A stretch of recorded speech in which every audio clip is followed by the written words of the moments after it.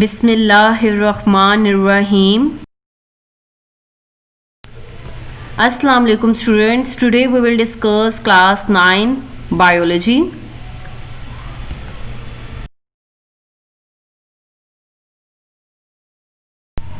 Chapter 4 cells and tissues.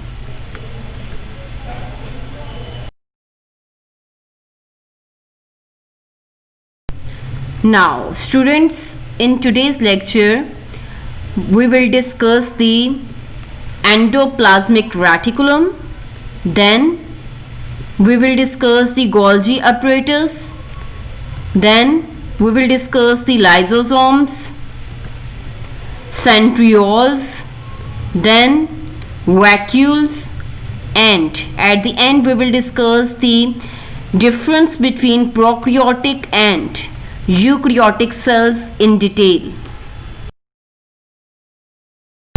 Endoplasmic reticulum. Now students, we will discuss the organelle of the cell like endoplasmic reticulum in detail.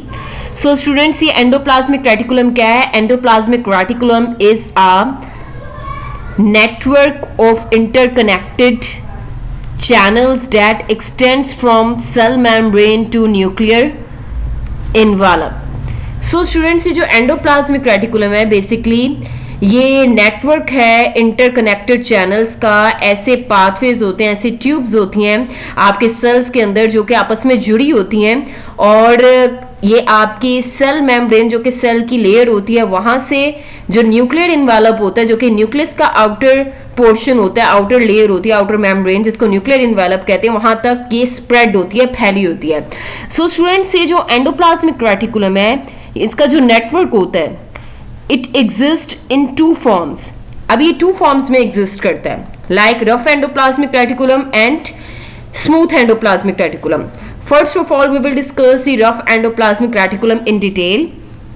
So students, rough endoplasmic reticulum क्या है? Basically rough endoplasmic reticulum और RER is so named because of its rough appearance due to numerous ribosomes that are attached to it. अभी rough endoplasmic reticulum को rough endoplasmic reticulum क्यों कहते हैं?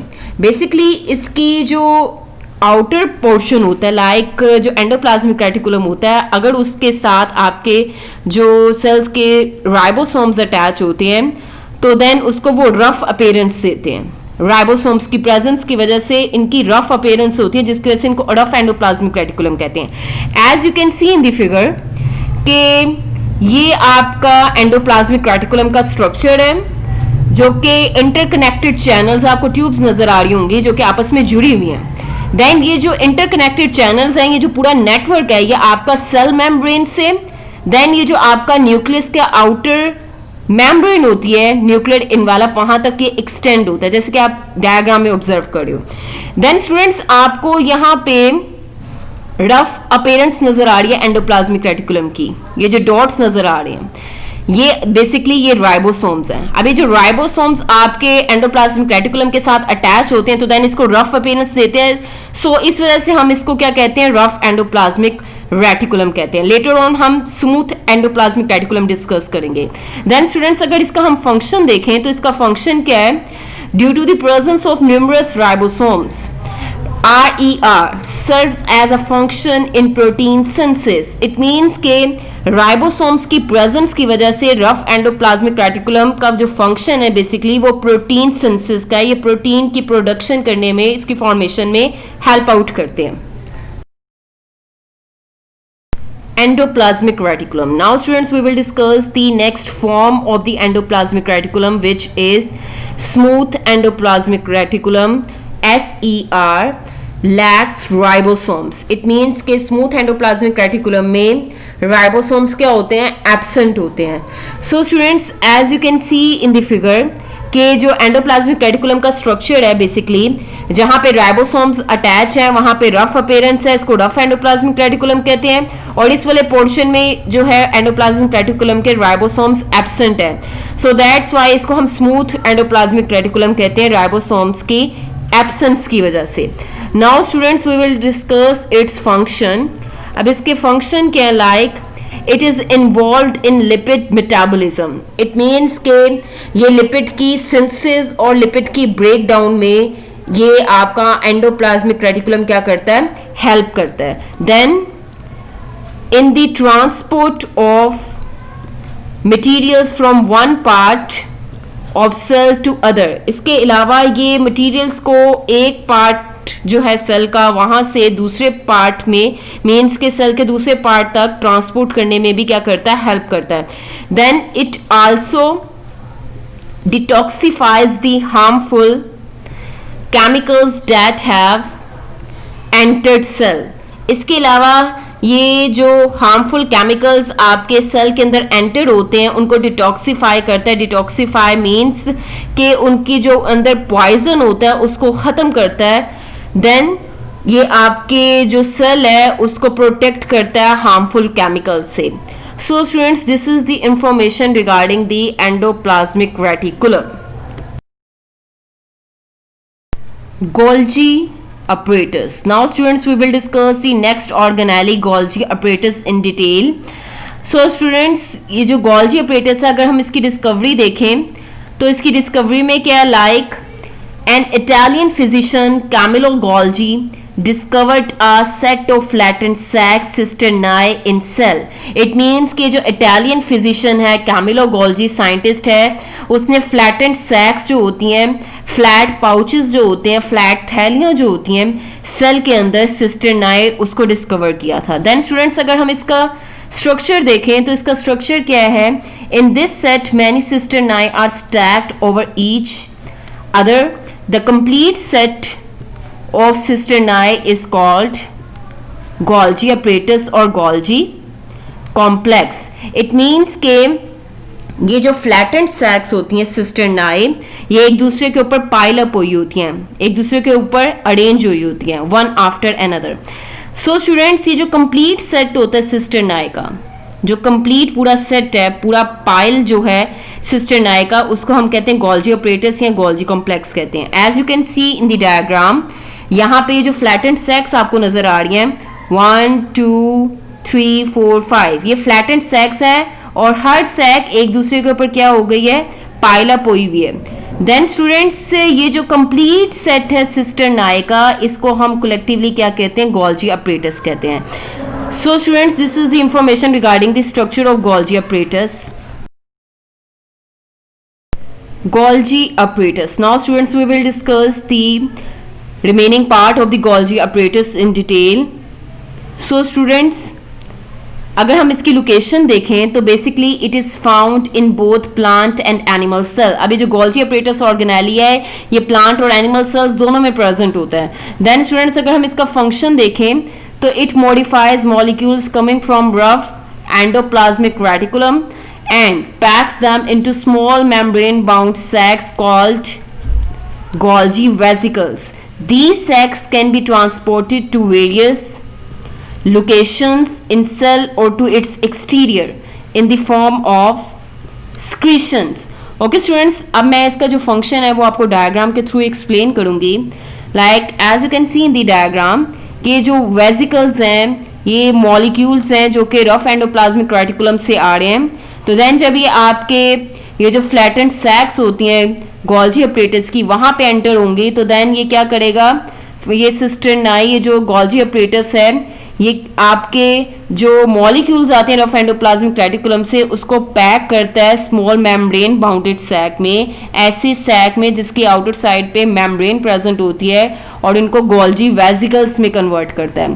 Then ये जो Golgi वेसिकल्स होते हैं, ठीक है, ये आफ्टर मॉडिफिकेशन, आफ्टर मीन्स के इनमें जब चेंजेस आते हैं और मेम्ब्रेन बाउंडेड वेसिकल्स में जब ये कन्वर्ट होते हैं, तो देन ये या तो आउटसाइड इन्वायरमेंट में, मीन्स के सेल से आउटसाइड, ये अपने जो अंदर केमिकल्स होते हैं वो रिलीज कर देते हैं outside the environment in the form of secretion, chemical release कर देते हैं अपना. देन या फिर ये जो Golgi वेसिकल्स होते हैं ये आपके जो इंटरनल होता है यूज, उसके लिए यूटिलाइज हो जाते हैं. मीन्स के जो सेल के अंदर डिफरेंट लोकेशंस होते हैं वहाँ पे ये गोल्जी वेसिकल ट्रांसपोर्ट हो जाते हैं, ये जो सैक्स होती हैं ट्रांसपोर्ट हो जाती हैं ताकि वो अपना फंक्शन परफॉर्म कर सकें। और कुछ जो वेसिकल्स होती हैं अपनी जो स्क्रीशंस हैं, अपने जो केमिकल्स होते हैं वो आउटसाइड एनवायरनमेंट में रिलीज कर देते हैं। So students, this is the information regarding the Golgi apparatus. Now, students, in 1906, Golgi was awarded Nobel Prize for Physiology and Medicine.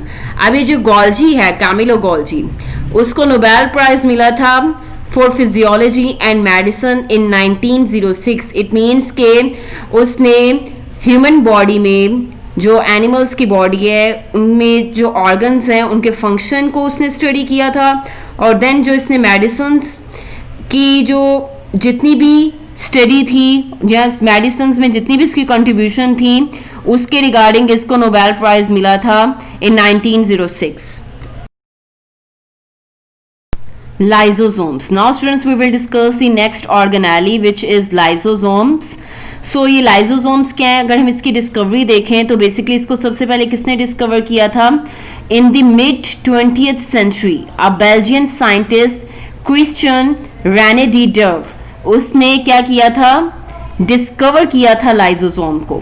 Then students, अगर हम इसका स्ट्रक्चर देखें तो इसका स्ट्रक्चर कैसा है? These are single membrane bounded organelles. It means के ये जो ऑर्गेनालिज होते हैं लाइजोसोम्स, इनकी आउटसाइड पे सिंगल मेम्ब्रेन प्रेजेंट होती है. As you can see in the diagram, ये लाइजोसोम का स्ट्रक्चर है. अब लाइजोसोम में ये आउटर सिंगल लेयर मेम्ब्रेन की होती है. देन इसके जो इनर साइड होता है उसमें हाइड्रोलाइटिक एंजाइम्स होते हैं. ऐसे एंजाइम्स जो कि with the help of the water, जो लार्ज मॉलिक्यूल्स होते हैं उनके दरमियान में जो केमिकल बॉन्ड होते हैं उनकी ब्रेक डाउन करते हैं, उनको स्मॉलर मॉलिक्यूल्स में कन्वर्ट करते हैं. देन यहाँ पे आउटसाइड पे क्या प्रेजेंट है? लिपिड की लेयर प्रेजेंट है. Now students, de Duve won the 1974 Nobel Prize for Physiology and Medicine. अब ये जो लाइजोसोम्स को जिसने डिस्कवर किया था साइंटिस्ट ने, रेने डी डर्व ने, इसने 1974 में नोबेल प्राइज विन किया था for physiology and medicine, just like the Camillo Golgi. Now students, we will discuss the function of lysosomes in detail. So students, इसका फंक्शन क्या है? Like lysosomes contain strong digestive enzymes and work for the breakdown of food and waste materials within cell. अब ये जो lysosomes होते हैं इनके अंदर स्ट्रॉन्ग डाइजेस्टिव एंजाइम्स होते हैं जो कि या तो फूड की ब्रेक डाउन में हेल्प करते हैं या तो फिर जो वेस्ट मटेरियल होता है उसकी ब्रेक डाउन करते हैं सेल के अंदर. Then during its function, lysosome fuses with the vacuole that contains the targeted material and its enzymes break down the material. अब ये जब lysosome function perform कर रहे होते हैं तो during its function ये क्या करते हैं? ये जो vacuole होता है उसके साथ क्या करते हैं? फ्यूज कर जाते हैं, ज्वाइन हो जाते हैं. देन जो वैक्यूल के अंदर टारगेटेड मटेरियल होता है, चाहे वो आपका फूड है या वेस्ट मटेरियल प्रेजेंट है, उसकी ब्रेक डाउन होती है with the help of the enzymes जो कि आपके लाइजोसोम में प्रेजेंट है. देन स्टूडेंट्स, अगर आप इसको डायग्राम के थ्रू अंडरस्टैंड करें, लाइक ये जो गोल्जी अपरेटस है इसमें से जो गोल्जी वेसिकल्स होती हैं मॉडिफाइड, वो क्या ऐसा एक्ट करती हैं? वो मॉडिफाई होके प्राइमरी लाइजोसोम्स बनाती हैं. देन ये जब प्राइमरी लाइजोसोम्स बन जाते हैं जिनके अंदर डाइजेस्टिव एंजाइम्स होते हैं, ये जो लाइजोसोम होते हैं जिनके अंदर डाइजेस्टिव एंजाइम्स हैं ये ज्वाइन होते हैं किसके साथ? वैक्यूल जिसके अंदर टारगेटेड मटेरियल है. इट मींस के वैक्यूल और लाइजोसोम ये क्या करते हैं? फ्यूज करते हैं, ज्वाइन होते हैं, फ्यूजन होती है. देन ये जो एंजाइम्स होते हैं ये आपका जो टारगेटेड मटेरियल होता है वैक्यूल का उसके ऊपर एक्ट करते हैं, तो देन उसकी ब्रेक डाउन करते हैं. तो देन ये जो टारगेटेड मटेरियल होता है देन ये स्मॉलर मॉलिक्यूल्स में क्या हो जाता है? डिवाइड हो जाता है. So students, this is the information regarding the lysosomes. Centrioles. Now students, we will discuss the centrioles in detail. So students अगर हम इसका स्ट्रक्चर देखें तो स्ट्रक्चर कैसा होता है, like animals and many unicellular organisms have hollow and cylindrical organelles known as centrioles. It means कि जो एनिमल्स होते हैं और यूनिसेलुलर ऑर्गेनिजम्स होते हैं उनके अंदर होलो सिलेंड्रिकल ऑर्गेनाली होता है, ऐसा ऑर्गेनाली जो कि ट्यूब लाइक होता है और इसके अंदर क्या होता है, होल होता है, एम्प्टी होता है अंदर से, इसको सेंट्रियोल कहते हैं. Then each centriole is made of 9 triplets made up of tubulin protein. It means के हर सेंट्रियोल में 3 माइक्रोट्यूब्यूल्स का ट्रिपलेट होता है और ये ट्रिपलेट टोटल 9 होते हैं. तो देन ये कलेक्टिवली मिलकर सेंट्रियोल बनाते हैं और सेंट्रियोल ट्यूबुलिन प्रोटीन से मिलकर बनते हैं. As you can see in the diagram, ये ओवरहेड व्यू है सेंट्रियोल का. आप देख रहे हो कि इसमें जो ट्रिपलेट्स हैं 1 2 3, ये 3 माइक्रोट्यूब्यूल्स हैं जो कि ट्रिपलेट्स बना रहे हैं और ये ट्रिपलेट्स की 9 नंबर होता है, लाइक 1 2 3 4 5 6 7 8 एंड 9. अब ये जो 9 ट्रिपलेट्स होते हैं ये कलेक्टिवली मिलकर क्या बनाते हैं, सेंट्रियोल बनाते हैं. सो स्टूडेंट्स ये उसका साइड व्यू है सेंट्रियोल का. नाउ स्टूडेंट्स अगर हम इसकी लोकेशन देखें तो इसकी लोकेशन में क्या है, animals have 2 centrioles located near the exterior surface of nucleus. It means के जो एनिमल्स होते हैं उनके न्यूक्लियस की आउटसाइड पे क्या प्रेजेंट होते हैं, 2 सेंट्रियोल्स प्रेजेंट होते हैं. अब स्टूडेंट्स ये जो 2 सेंट्रियोल्स होते हैं are collectively called a centrosome. अब ये जो 2 सेंट्रियोल्स होते हैं इनको कलेक्टिवली हम क्या कहते हैं, सेंट्रोसोम कहते हैं, जो कि न्यूक्लियस की आउटसाइड में प्रेजेंट होते हैं.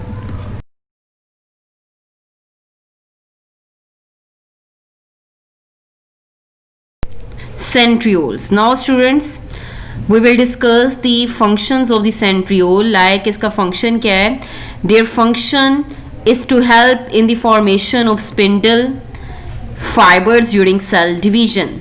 In some cells centrioles are involved in the formation of cilia and flagella. अब स्टूडेंट्स इसका जो फंक्शन है वो हम डायग्राम के थ्रू अंडरस्टैंड करते हैं. Like as you can see in the diagram कि जो सेल है इसमें पेयर ऑफ सेंट्रियोल जिसको सेंट्रोसोम कहते हैं, इसमें से स्पिंडल फाइबर्स निकल रहे हैं.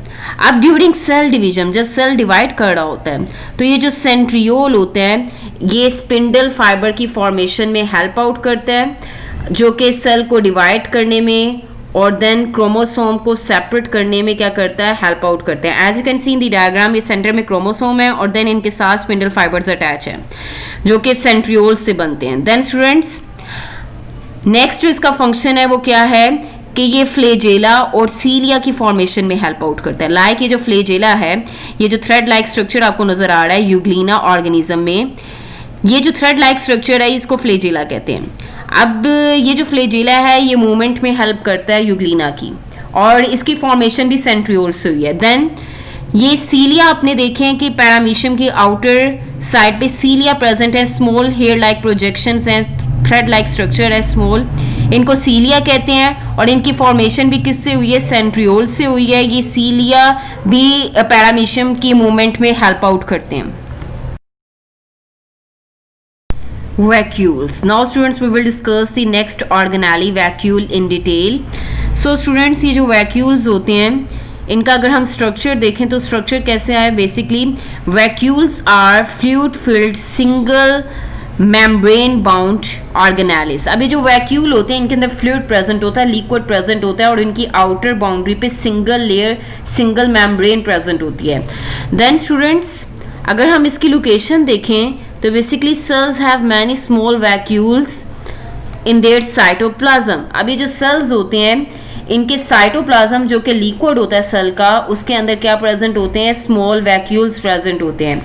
अब students however when a plant cells matures its small vacuoles absorbs water and fuse to form a single large vacuole in center. It means कि जब plant cells mature होते हैं तो then उनके जो सेल का साइटोप्लाज्म होता है इसमें जो स्मॉल वैक्यूल्स प्रेजेंट होते हैं वो वाटर एब्जॉर्ब करते हैं और देन आपस में ज्वाइन होके फ्यूज होके एक लार्ज सेंट्रल वैक्यूल बनाते हैं जो कि प्लांट के सेल के बिल्कुल सेंटर में प्रेजेंट होता है. Then student cell in this state becomes turgid. It means कि जब वो वाटर एब्जॉर्ब कर लेते हैं वैक्यूल्स और ज्वाइन हो जाते हैं और सिंगल लार्ज वैक्यूल बनाते हैं, तो इस स्टेट में आपका जो सेल है वो रिजिड हो जाता है, हार्ड हो जाता है, टर्जिड हो जाता है. So students, as you can see in the diagrams कि ये प्लांट सेल है.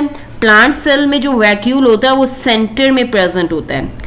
देन ये एनिमल सेल है और एनिमल सेल में सेंटर में न्यूक्लियस होता है. देन साइड पे स्मॉल साइज के वैक्यूल प्रेजेंट होते हैं. इट मीन्स कि जो एनिमल का वैक्यूल होता है वो स्मॉल साइज का होता है as compare to the plant cell. Mature plant cell, उसका जो वैक्यूल होता है वो लार्ज साइज का होता है और सेंटर में होता है as compare to the animal cell. Now, students, we will discuss the function of vacuole. Like students, many cells take in materials from outside in the form of food vacuole and then digest the material with the help of lysosomes. अब ये जो cells होते हैं ये outside से जो material लेते हैं इनसाइड वो फूड वैक्यूल की फॉर्म में लेते हैं. इट मीन्स के जब आउटसाइड से कोई मटेरियल सेल के अंदर एंटर होता है तो फूड वैक्यूल बनते हैं.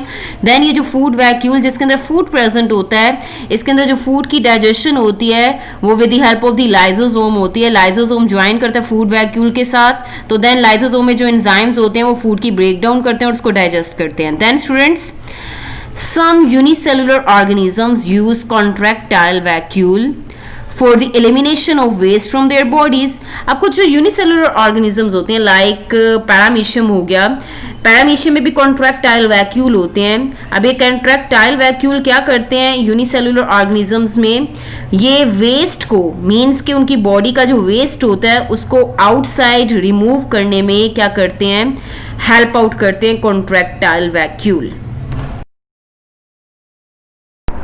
Now, students, we will discuss the differences between eukaryotic and prokaryotic cells. So, students, first of all, we will discuss the eukaryotic cell in detail. So, students, हमने nucleus को discuss करना है eukaryotic cell में. Like जो eukaryotic cell का nucleus होता है, eukaryotic cells have prominent nucleus bounded by nuclear envelope. अब ये जो यूकैरियोटिक सेल्स होते हैं इनके अंदर प्रोमिनेंट न्यूक्लियस प्रेजेंट होते हैं जिसकी आउटसाइड पे न्यूक्लियर इनवेलप मेम्ब्रेन प्रेजेंट होती है. देन अदर ऑर्गेनेलिज जो होते हैं यूकैरियोटिक सेल में, like eukaryotic cells have membrane bounded organelles like mitochondria, Golgi apparatus and endoplasmic reticulum. अब ये जो यूकैरियोटिक सेल्स होते हैं इसमें जो ऑर्गेनेलिज होते हैं वो मेम्ब्रेन बाउंडेड होते हैं like mitochondria, Golgi apparatus and endoplasmic reticulum. While अगर हम इसका कंपैरिजन करें प्रोकैरियोटिक सेल्स के साथ, तो प्रोकैरियोटिक सेल्स के न्यूक्लियस का अगर हम कंपैरिजन करें तो then prokaryotic cells don't have prominent nucleus. Their chromosomes consist of DNA only and it floats in cytoplasm near center. This region is called nucleate. It means कि जो prokaryotic cells होते हैं उनमें प्रोमिनेंट न्यूक्लियस एब्सेंट होता है. Then उनमें जो chromosome होता है वो जस्ट डीएनए का बना होता है जो कि साइटोप्लाज्म में फ्लोट करता है. इट मीन्स के प्रोकैरियोटिक सेल्स के सेंटर में जो क्रोमोसोम्स होते हैं जो कि डीएनए से मिलकर बने होते हैं वो फ्लोट करते हैं साइटोप्लाज्म में. अब जिस सेंटर में वो फ्लोट करते हैं उसको हम न्यूक्लियाइड रीजन कहते हैं प्रोकैरियोटिक सेल में. देन अदर ऑर्गेनेलिज का अगर हम कंपैरिजन करें तो membrane bounded organelles are not present in prokaryotic cells. It means के जो मेम्ब्रेन बाउंडेड ऑर्गेनेलिज होते हैं like mitochondria, Golgi apparatus, endoplasmic reticulum etcetera, ये प्रोकैरियोटिक सेल्स में एब्सेंट होते हैं. Now, students, we will discuss the remaining differences between eukaryotic and prokaryotic cells. So, students, हमने eukaryotic cell में difference देखना like ribosome में.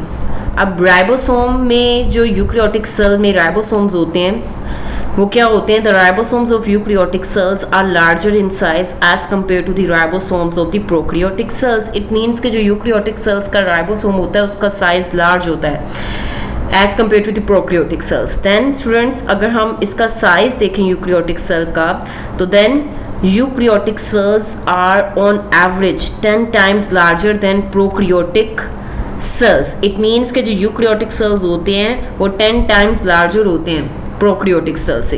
देन अगर हम इसका कंट्रास्ट करें, कंपैरिजन करें प्रोक्रियोटिक सेल्स के साथ, तो देन जो प्रोक्रियोटिक सेल का राइबोसोम होता है वो क्या होता है, the ribosomes of prokaryotic cells are smaller in size as compare to the ribosomes of the eukaryotic cells. It means के जो राइबोसोम होता है प्रोक्रियोटिक सेल का वो स्मॉलर साइज में होता है as compare to the eukaryotic cells. Then students अगर हम इसका साइज डिस्कस करें तो इसका साइज क्या है, like prokaryotic cells are on average 10 times smaller than eukaryotic cells. It means के जो प्रोक्रियोटिक सेल्स होते हैं वो 10 टाइम्स स्मॉलर होते हैं साइज में as compare to the eukaryotic sales.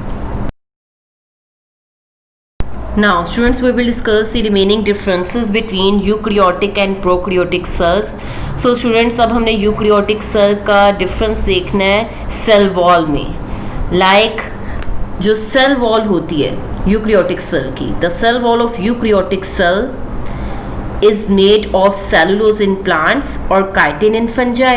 It means कि जो plants में सेल वॉल होती है वो सेलुलोज की बनी होती है और फंजाई में सेल वॉल काइटिन की बनी होती है। वाइल अगर हम इसका कंपैरिजन करें प्रोक्रियोटिक सेल से, तो जो प्रोक्रियोटिक सेल्स होती हैं उनकी सेल वॉल कैसी होती है वो हमने डिस्कस करनी है। Like all prokaryotic cells have cell wall which is made of peptidoglycan, a large polymer of amino acids and sugars. It means कि जितने भी prokaryotic cells होते हैं उन सब में cell wall होती है और cell wall किसकी बनी होती है, peptidoglycan substance की बनी होती है। अब ये peptidoglycan क्या होता है, अब peptidoglycan शुगर और अमाइनो एसिड से मिलकर peptidoglycan बनता है। इट मीन्स कि लार्ज मॉलिक्यूल्स की जो चेन होती है वो इकट्ठी होके, लाइक अमाइनो एसिड्स और शुगर्स की जो चेन होती है मॉलिक्यूल की, इकट्ठी होके क्या बनाती है, पेप्टिडोग्लाइकन सब्सटेंस बनाती है।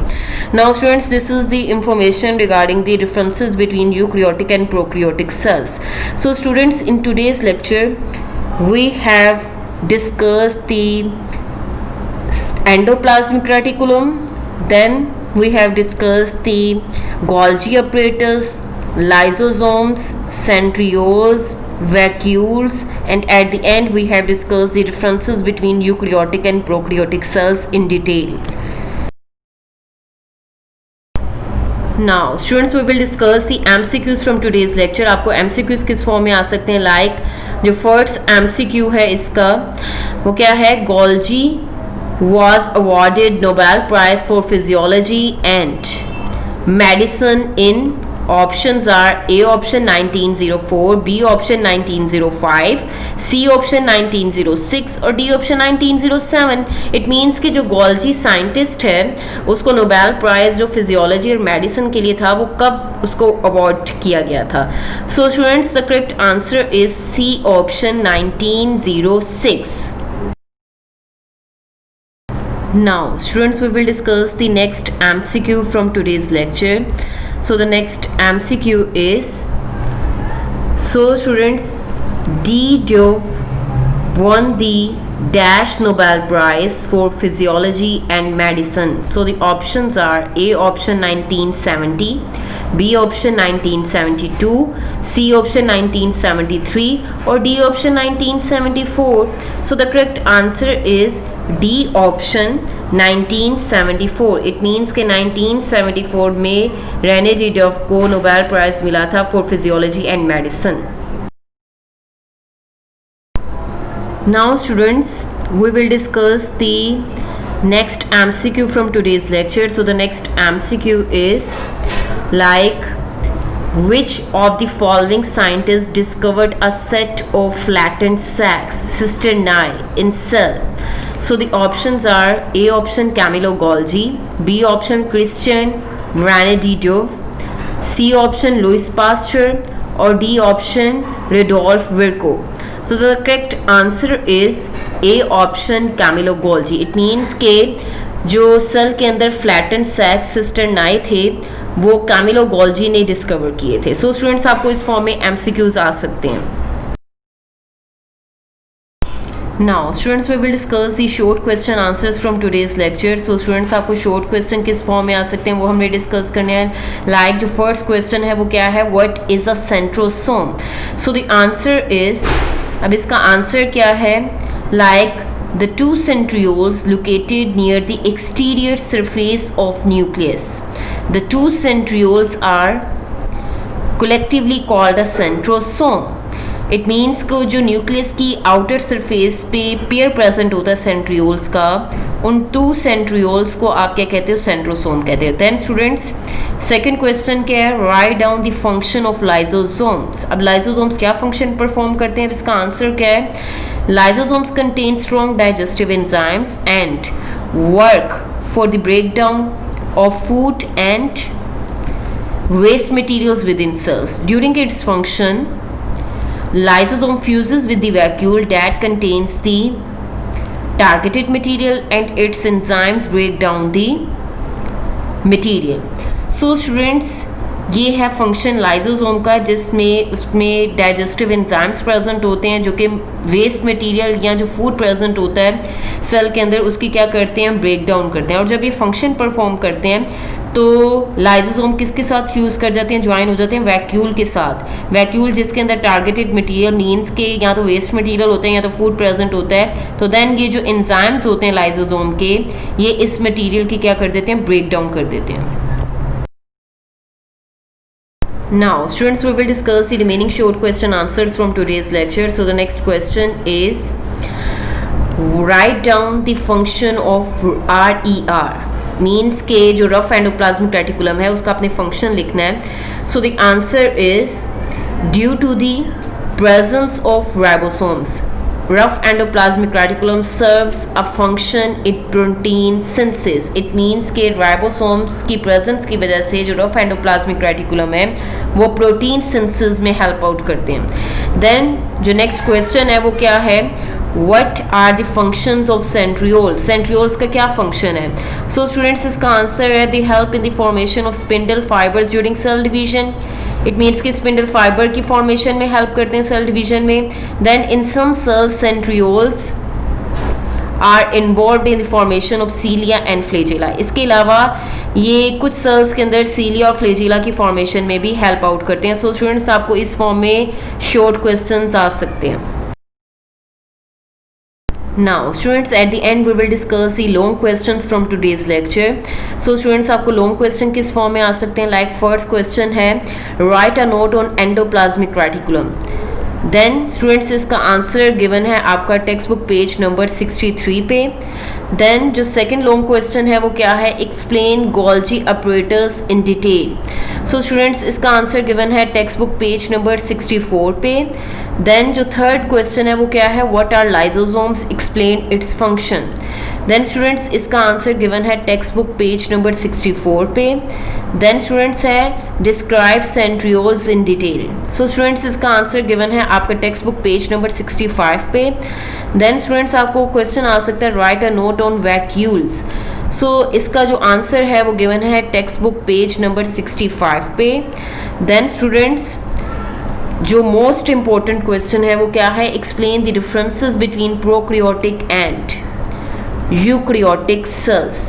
सो स्टूडेंट्स, इसका जो आंसर है वो गिवन है आपका text book page number 66 till 67 पे. और स्टूडेंट्स, इसके जो डिफरेंसेस हैं उसका जो मेथड है लिखने का वो आपने वीडियो लेक्चर से, जैसे वीडियो लेक्चर में इसके डिफरेंसेस दिखाए हुए हैं, जस्ट लाइक वैसे ही आपने डिफरेंसेस जो हैं वो आपने पेपर के लिए आपने अटेम्प्ट करनी है. सो स्टूडेंट्स, आपको इस फॉर्म में लॉन्ग क्वेश्चंस आ सकते हैं.